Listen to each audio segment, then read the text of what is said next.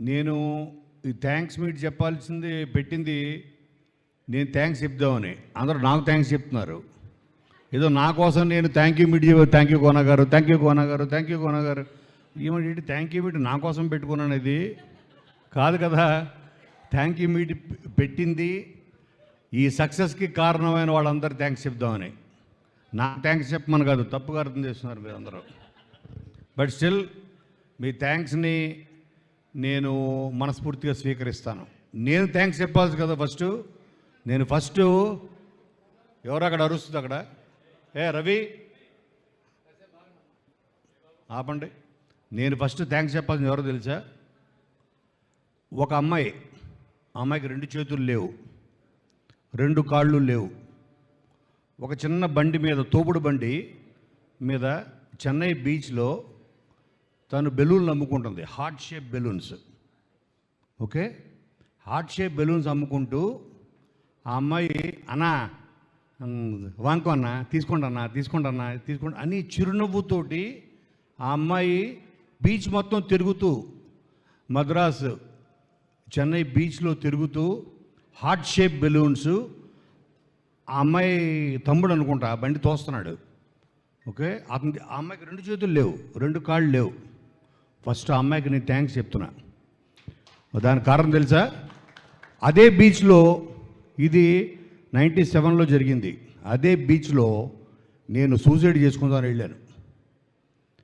నా చేతి నిండా ఒక 50 ట్యాబ్లెట్లు ఉన్నాయి, 50 నిద్ర మాత్రలు. అవి తీసుకొని నా దగ్గర మిగిలిన చివరి డబ్బుతోటి ఒక వాటర్ బాటిల్ కొనుక్కొని 50 ట్యాబ్లెట్స్ తాగి చచ్చిపోదామని వెళ్ళాను. ఆ అమ్మాయిని చూసిన తర్వాత నాకు మళ్ళీ జీవితం మీద ఆశ వచ్చింది. అటువంటి అమ్మాయి చేతులు కాళ్ళు లేదు, రేపేంటో తెలియదు, ఈ బెలూన్స్ అమ్ముకుంటే తప్ప ఈ రాత్రి గడవదు. అటువంటి అమ్మాయి అంత ఆనందంగా బతికితే నేనెందుకు చావాలనుకున్నా. నా ఫస్ట్ ఫెయిల్యూర్ తర్వాత ఇది.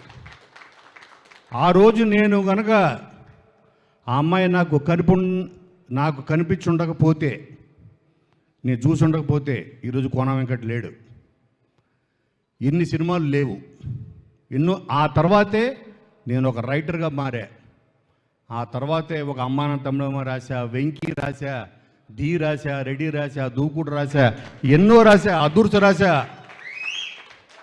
ఇన్ని సినిమాలకు కారణం ఆ అమ్మాయి కోసం. తర్వాత నేను సక్సెస్ అయిన తర్వాత ఆ బీచ్లో ఎదుక్కుంటూ వెళ్ళా. ఎన్నోసార్లు వెళ్ళినప్పుడల్లా నేను బీచ్కి వెళ్ళేవాడిని. ఏంటి, ఆ అమ్మాయి నా దృష్టిలో దేవత, నా ప్రాణం కాపాడిన దేవత. ఆ అమ్మాయి కోసం ఎత్తుక్కుంటూ వెళ్ళా. నాకు ఎప్పుడు కనపడలేదు. నేను కొన్ని స్టోరీస్ వినేవాడిని. సాయిబాబా గుడికి వెళ్ళినప్పుడు, షిరిడీకి వెళ్తున్నప్పుడు దారిలో ఏవో కొన్ని చమత్కారాలు బాబా రూపంలో వచ్చారని అలా చాలామంది చెప్పుకుంటారు కదా భక్తులు. అలాగా నన్ను కాపాడడం కోసం నువ్వు ఒక కారణ జన్ముడురా, నీకు అప్పుడు టైం అయిపోలేదు ఈ భూమి మీద, నువ్వు చాలా చెయ్యాలి, నువ్వు చాలామంది నీకోసం ఎదురు చూస్తున్నారు, నువ్వు వాళ్ళకి అవకాశం ఇవ్వాలి, వాళ్ళ టాలెంట్ని గుర్తించాలి అని ఆ అమ్మాయిని పంపించాడేమో అనుకున్నా. మళ్ళీ నేను బ్యాక్ వచ్చా. నేను ఇచ్చిన ఆ తర్వాత ఎంతోమంది గొప్ప దర్శకుల్ని, ఈరోజు గొప్ప దర్శకులు, ఎంతోమంది మంచి దర్శకుల్ని నేను పరిచయం చేసే అవకాశం దొరికింది. వాళ్ళు కూడా ఉండేవాళ్ళు కాదేమో.